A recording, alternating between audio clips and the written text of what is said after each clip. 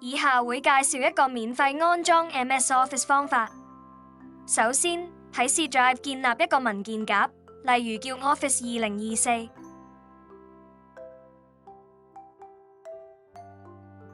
然後打開瀏覽器，搜尋 Office Deployment Tool， 瀏覽第一個網頁。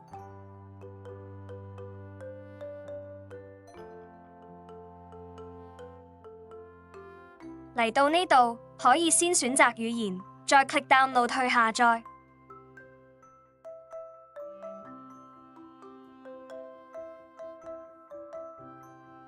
開啟啱啱下載完成嘅檔案。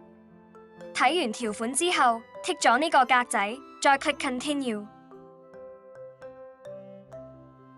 揀選最初建立嘅文件夾 ，click OK。好快就完成下載。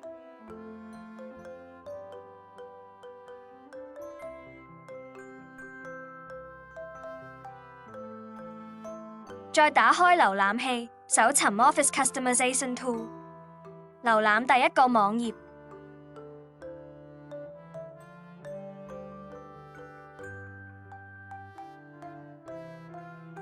嚟到呢個畫面，先揀電腦系統架構，而家嘅電腦一般都係64bit。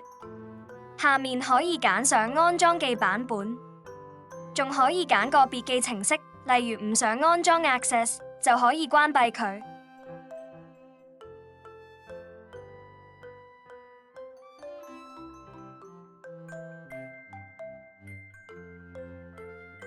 再揀多一次語言，然後可以 click 匯出。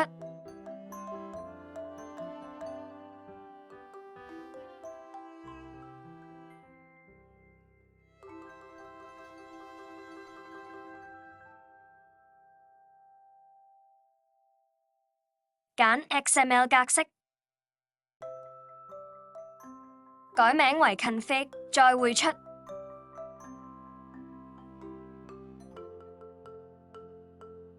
將啱啱下載嘅 config 文件抄到 Office 2024文件夾，再撳 Windows 鍵打開菜單，然後輸入 CMD。喺 Command Prompt 選項上面按滑鼠右鍵，即喺 Right Click， 然後選 Run as Administrator。按畫面提示輸入呢兩個指令，就大功告成。